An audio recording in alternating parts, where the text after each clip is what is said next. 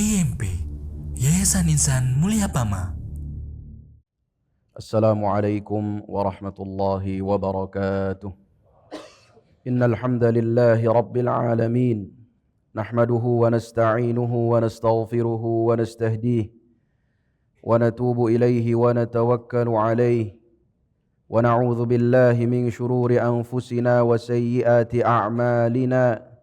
Man yahdihillahu fala mudilla lahu ومن يضلل فلن تجد له وليا مرشدا أشهد أن لا إله إلا الله وحده لا شريك له وأشهد أن محمدا عبده ورسوله لا نبي بعده اللهم صل وسلم على هذا النبي الكريم الذي أرسله الله رحمة للعالمين بشيرا ونذيرا وداعيا إلى الله بإذنه وسراجا منيرا الذي بلغ الرسالة وأدى الأمانة ونصح الأمة وجاهد في الله حق جهاده حتى أتاه اليقين نبينا محمد صلى الله عليه وسلم وعلى آله وأصحابه ومن سار على نهجه واقتفى أثره إلى يوم الدين يا أيها الذين آمنوا اتقوا الله حق تقاته ولا تموتن إلا وأنتم مسلمون عباد الله أوصيكم ونفسي بتقوى الله وطاعته لعلكم تفلحون. Hadirin salat Jumat yang dimuliakan Allah, marilah kita senantiasa berupaya untuk meningkatkan ketakwaan kita kepada Allah Subhanahu wa taala, menjaga dan merawat takwa yang sudah Allah titipkan ke dalam hati kita, karena takwa adalah sebaik-baik bekal bagi kehidupan manusia di akhirat kelak. Hadirin yang dimuliakan Allah, tema khutbah kita kali ini adalah membangun jiwa yang kuat dan sehat. Jiwa yang kuat dan sehat merupakan suatu hal yang harus kita miliki, bukan hanya untuk kepentingan dan keuntungan kehidupan dunia, tetapi juga untuk kemenangan di kehidupan akhirat kelak. Apa itu jiwa yang kuat? Jiwa yang kuat adalah jiwa yang mampu menghadapi ujian-ujian kehidupan dengan kesabaran dan optimisme.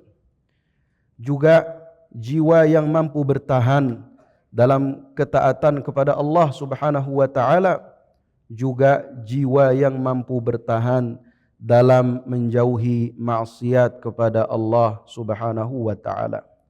Dan jiwa yang sehat, hadirin yang dimuliakan Allah, adalah jiwa yang tidak dikuasai oleh hawa nafsu, jiwa yang tidak dikuasai dengan amarah, dengan kesombongan, dan juga dengan penyakit-penyakit hati lainnya. Kalau kita mentadabburi Al-Quranul Karim, kita akan mendapatkan banyak ayat-ayat yang berbicara akan urgensi memiliki jiwa yang baik, urgensi memiliki jiwa yang kuat dan juga jiwa yang sehat. Di antaranya Allah Subhanahu wa taala berfirman di dalam surat Asy-Syams, wa nafsi wa ma sawwaha, demi jiwa dan yang menyempurnakannya, fa'alhamaha fujuraha wa taqwaha, Allah mengilhamkan kepada jiwa tersebut jalan ketakwaan dan juga jalan kejahatan. Allah telah menjelaskan kepada jiwa kita semua mana yang takwa, mana yang tidak takwa, mana yang baik, mana yang buruk, mana yang benar, mana yang salah. Lalu Allah melanjutkan, qad aflaha man zakkaha, sungguh beruntung bagi orang yang mensucikan jiwanya, wa qad khaba man dassaha, dan sungguh telah merugi bagi orang yang telah mengotori jiwanya. Dan juga kalau kita tadabburi hadis-hadis Rasulullah, kita akan mendapatkan banyak hadis yang berbicara tentang urgensi jiwa yang baik. Di antaranya Rasulullah sallallahu alaihi wasallam bersabda, inna fil jasadi mudghah, ala wa inna fil jasadi mudghah, ketahuilah bahwa di dalam jiwa kita, di dalam jasad kita ada segumpal daging. idza salahat salahal jasadu kulluh.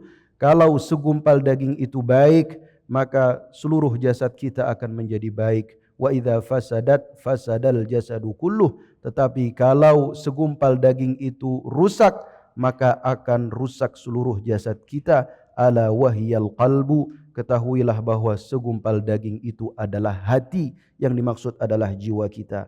Hadirin yang dimuliakan Allah, apa tanda-tanda jiwa yang baik itu? Apa tanda-tanda jiwa yang kuat dan jiwa yang sehat?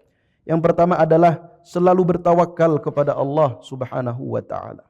Ketika dia menjalani kehidupan dunia, mengalami kesulitan, ujian dan cobaan, maka dia selalu mengembalikannya kepada Allah, bertawakal kepada Allah.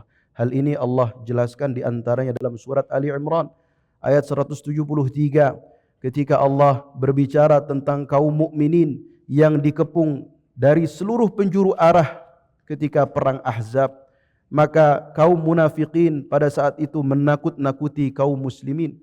Mereka berkata, alladzina qala lahumun nasu innan nasa qad jama'u lakum fakhshawhum, yaitu orang-orang yang ketika dikatakan kepada mereka, sesungguhnya musuh kalian telah mengerahkan segala kekuatan mereka, segala resources mereka untuk menghancurkan kalian, maka takutlah kalian kepada mereka. Fazadahum imana, tetapi justru itu membuat mereka semakin kuat iman mereka. Wa qalu hasbunallahu wa ni'mal wakil, dan mereka berkata, hasbunallah, cukup bagi kami Allah, wa ni'mal wakil, dan Allah sebaik-baiknya penolong. Begitu pula ketika kita dalam menjalani kehidupan, lalu tiba-tiba kita mendapatkan kabar, mendapatkan berita bahwa kita mendapatkan ujian atau musibah, baik pada diri kita atau pada anak kita, pada harta kita, pada keluarga kita, maka tidak perlu kita galau dan risau, cukup mengatakan hasbunallahu wa ni'mal wakil, atau kita mengatakan inna lillahi wa inna ilaihi raji'un. Bahkan level yang lebih tinggi lagi, kita mengatakan alhamdulillahi ala kulli hal, segala puji bagi Allah atas segala keadaan. Dengan banyak bertawakal kepada Allah, maka itu akan membuat hati kita menjadi baik. Lalu ciri-ciri yang kedua, hadirin yang dimuliakan Allah, dia tidak pernah putus asa dan juga tidak pernah tenggelam dalam kesedihan yang terlalu berlarut. Orang yang beriman, hadirin yang dimuliakan Allah, adalah orang yang selalu optimis. Disebutkan dalam sebuah hadis Rasulullah sallallahu alaihi wasallam, kana yu'jibuhu al-fa'lul hasan. Rasulullah suka dengan sikap optimisme, selalu mengarahkan pikirannya kepada hal-hal yang positif, kepada hal-hal yang baik. Orang-orang yang demikian, hadirin yang dimuliakan Allah, orang-orang yang demikian, walaupun hidupnya dipenuhi dengan kesulitan, walaupun hidupnya sedang mengalami ujian dan cobaan, tetapi ketika kita memandang wajahnya, kita akan mengetahui dari wajahnya bahwa dia adalah orang yang selalu optimis, orang yang tidak tenggelam dalam kesedihan. Itulah yang Allah Subhanahu wa ta'ala firmankan di dalam Al-Qur'anul Karim, innahu la yai'asu mir rauhillahi illal qaumul kafirun. Sesungguhnya tidak ada yang putus asa dari rahmat Allah kecuali orang-orang yang kafir. Orang mukmin selalu optimis dan tidak pernah putus asa dari rahmat Allah Subhanahu wa ta'ala. Ciri-ciri yang ketiga, hadirin yang dimuliakan Allah, adalah dia mampu untuk selalu mengendalikan jiwanya ketika marah. Orang yang hatinya kuat, hatinya sehat, dia tidak dikuasai oleh amarahnya. Semarah apapun dia, sebenci apapun dia, dia selalu bisa mengkontrol dirinya agar tidak mengucapkan hal-hal yang tidak diridhai oleh Allah, agar tidak mengucapkan hal-hal yang bisa menyakiti hati manusia, agar tidak melakukan tindakan-tindakan yang tidak diridhai oleh Allah dan juga bisa menzalimi manusia. Dia selalu bisa mengkontrol jiwanya, menahan emosinya, dan begitulah yang diucapkan oleh Rasulullah sallallahu alaihi wasallam, laisa syadidu bisur'ah, orang yang kuat bukanlah orang yang menang gulat, innamasy-syadidul ladzi yamliku nafsahu 'indal ghadab. Orang yang kuat adalah orang yang mampu mengkontrol jiwanya, mengkontrol hatinya ketika dia sedang marah. Di antara ciri orang yang memiliki jiwa yang kuat dan jiwa yang sehat, hadirin yang dimuliakan Allah, di antaranya cirinya juga adalah mampu memaafkan orang lain. Mampu untuk memaafkan orang lain. Karena orang yang memendam kebencian dalam hatinya, ketika orang lain berbuat salah sedikit saja dengannya, maka dia tidak ridha, tidak rela, dan tidak bisa memaafkan, sejatinya dia sedang menghancurkan jiwanya dan menghancurkan hatinya, menghancurkan dirinya sendiri. Betapa banyak orang yang kemudian ditimpa stres, ditimpa penyakit-penyakit psikologi, penyakit-penyakit pikiran, sebabnya adalah karena dia tidak mampu memaafkan orang lain. Maka Allah Subhanahu wa taala menjelaskan di dalam Al-Qur'an ciri orang-orang yang bertakwa, yaitu alladzina yunfiquna fis sarra'i wad dharra, orang yang berinfak baik dalam keadaan lapang maupun dalam keadaan sulit. Wal kadhimina al ghaidha, alladzina yunfiquna fis sarra'i wad dharra, wal kadhimina al ghaidha, orang yang mampu nahan marah, wal 'afina 'anil nas, dan juga orang yang mampu memaafkan orang lain.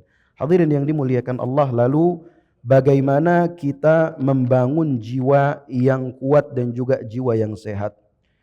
Yang pertama adalah menetapkan orientasi kehidupan kita. Kita dalam menjalani hidup ini harus memiliki orientasi yang jelas. Apa itu? Kita sebagai seorang muslim, seorang mukmin, orientasi kita adalah untuk beribadah kepada Allah Subhanahu wa taala. Orang yang punya orientasi yang jelas dalam hidupnya, maka hatinya itu tidak akan diliputi dengan kegalauan, tidak akan diliputi dengan kekacauan, tidak akan diliputi dengan keraguan, tidak akan diliputi dengan kegundahan. Kenapa? Karena dia punya orientasi kehidupan yang jelas. Dia tahu hidup ini harus dibawa kemana. Berbeda dengan orang yang tidak punya orientasi dalam hidupnya. Jiwanya akan berantakan. Jiwanya akan dipenuhi dengan rasa penasaran, rasa takut akan masa depan. Jiwanya akan dipenuhi dengan rasa kesedihan yang begitu mendalam. Kenapa? Karena dia tidak tahu hidup ini untuk apa. Dia tidak tahu hidup ini akan dibawa kemana. Maka hadirin yang dimuliakan Allah, agar jiwa kita selalu kuat, agar jiwa kita selalu sehat, tanamkanlah orientasi hidup kita, yaitu untuk beribadah kepada Allah Subhanahu wa taala. Sehingga kalau kita sudah punya orientasi tersebut, ya, apapun yang kita kerjakan, segala yang kita miliki itu akan kita arahkan untuk mengokohkan orientasi hidup kita. Kita bekerja, ada yang sebagai guru, ada yang sebagai insinyur, ada yang sebagai hakim, ada yang sebagai pejabat, menteri, bahkan presiden sekalipun, ketika punya orientasi hidup yang jelas, maka apapun yang dia kerjakan sejatinya adalah untuk mengokohkan pengabdian kita, pengabdiannya, penghambaannya kepada Allah Subhanahu wa taala. Hadirin yang dimuliakan Allah, lalu yang kedua, cara yang kedua agar kita bisa membangun jiwa yang kuat dan juga jiwa yang sehat adalah banyak berzikir kepada Allah. Banyak berzikir kepada Allah Subhanahu wa taala. Alladzina amanu wa tatma'innu qulubuhum bidzikrillah, ala bidzikrillah tatma'innul qulub. Orang-orang yang beriman dan hati mereka tenang karena berzikir kepada Allah. Ketahuilah sesungguhnya hati itu hanya bisa tenang dengan berzikir kepada Allah Subhanahu wa taala. Hadirin yang dimuliakan Allah, ada seseorang yang bercerita kepada saya dan mengatakan, tapi saya tidak tahu data ini benar atau tidak, tapi yang jelas dia mengatakan, mengapa sampai sekarang psikiater di negeri-negeri mayoritas muslim itu tidak selaku psikiater di negeri-negeri barat non muslim. Karena umat Islam punya zikir kepada Allah. Ketika dia gundah gulana, ketika dia galau, ketika dia stres, ketika dia banyak menghadapi ujian dan cobaan, maka cara orang-orang yang beriman adalah kembali kepada Allah, berzikir kepada Allah, membaca Al-Quranul Karim. Itu akan membuat pikiran mereka kembali jernih, hati mereka kembali optimis, kembali kuat, jiwa mereka kembali kuat dan kembali sehat. Berbeda dengan orang yang tidak tahu cara bagaimana menenangkan hatinya. Ketika dia sudah stres dengan ujian-ujian kehidupan, maka yang dicari adalah hal-hal yang tidak baik. Bisa menjadi mabok-mabokan, bisa menjadi minum atau mengkonsumsi obat-obat terlarang sehingga dia semakin stres, sehingga harus mengkonsumsi pil, obat-obat untuk bisa menenangkan pikirannya. Umat muslim tidak butuh hal-hal itu.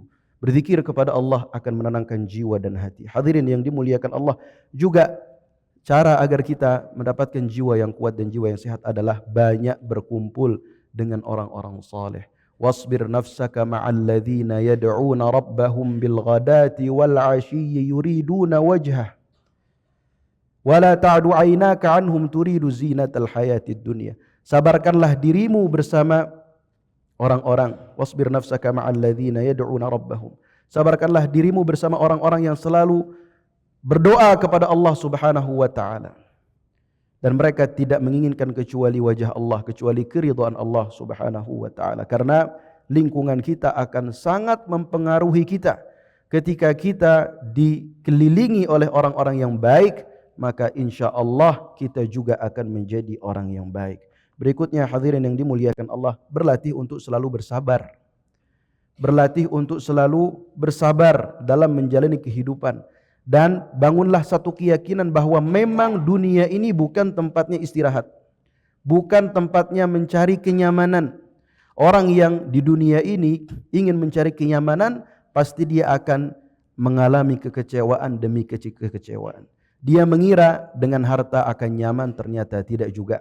Dia mengira dengan jabatan akan nyaman, ternyata tidak juga. Namanya dunia. Tabiat dunia adalah tempat darul bala, tempatnya ujian dan cobaan. Maka bangunlah keyakinan, ya.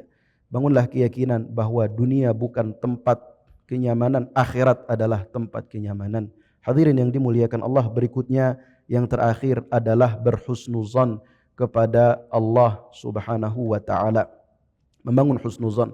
Rasulullah sallallahu alaihi wasallam bersabda dalam sebuah hadis qudsi, "Ana 'inda dhanni 'abdi bi."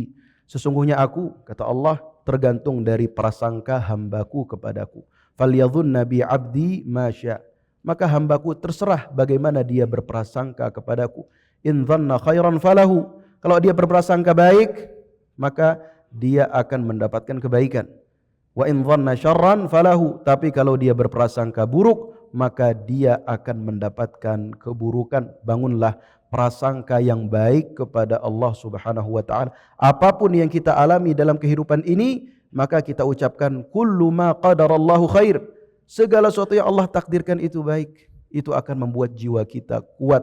Hadirin yang dimuliakan Allah, barakallahu li wa lakum fil Qur'anil azim wa nafa'ani wa iyyakum bima fihi minal ayati wadh-dhikril hakim wa taqabbala minni wa minkum tilawatahu innahu huwal ghafurur rahim. Alhamdulillahi rabbil alamin, alhamdulillahi ala ihsanih wa syukru lahu ala taufiqihi wa amtinanih. Asyhadu an la ilaha illallah ta'ziman li sya'nih wa asyhadu anna Muhammadan abduhu wa rasuluh ad-da'i ila ridwanih. Allahumma salli wa sallim wa barik ala nabiyyina Muhammadin wa ala alihi wa ashabihi wa ikhwanih wa man sara ala nahjihi wa iqtafa atharahu ila yaumiddin.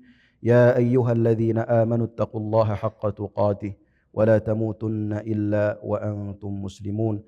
Hadirin jemaah Jumat yang dimuliakan Allah, orang yang memiliki jiwa yang baik, jiwa yang sehat, jiwa yang kuat, maka dia bukan hanya akan mendapatkan keuntungan dunia, tetapi juga akan mendapatkan keuntungan, kemenangan di akhirat kelak.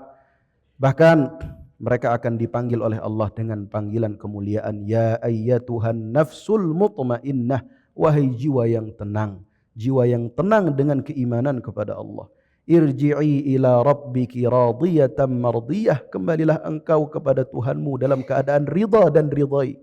Fadkhuli fi ibadi, masuklah engkau ke dalam golongan hambaku. Wadkhuli jannati, dan masuklah engkau wahai jiwa yang tenang ke dalam syurgaku. Semoga hadirin yang dimuliakan Allah, kita semua selalu dirizkikan oleh Allah Subhanahu wa taala jiwa yang kuat, jiwa yang sehat, jiwa yang baik, sehingga kita bisa mendapatkan kebaikan dunia dan kebaikan akhirat. Innallaha wa malaikatahu yusalluna 'alan nabi ya ayyuhalladzina amanu sallu 'alaihi wa sallimu taslima. Allahumma salli 'ala Muhammadin wa 'ala ali Muhammad kama sallaita 'ala Ibrahim wa 'ala ali Ibrahim وبارك على محمد وعلى آل محمد كما باركت على إبراهيم وعلى آل إبراهيم في العالمين إنك حميد مجيد. اللهم اغفر للمسلمين والمسلمات والمؤمنين والمؤمنات الأحياء منهم والأموات إنك سميع قريب مجيب الدعوات يا قاضي الحاجات. ربنا اغفر لنا ولإخواننا الذين سبقونا بالإيمان ولا تجعل في قلوبنا غلا للذين آمنوا ربنا إنك رؤوف رحيم.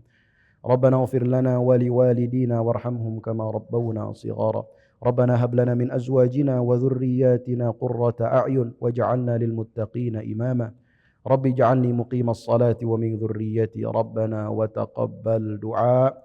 ربنا آتنا في الدنيا حسنة وفي الآخرة حسنة وقنا عذاب النار. اللهم وفق ولاة أمورنا لما تحبه وترضاه. ربنا آتنا في الدنيا حسنة وفي الآخرة حسنة وقنا عذاب النار. وصلى الله على نبينا محمد وعلى آله وصحبه وسلم والحمد لله رب العالمين. أقم الصلاة.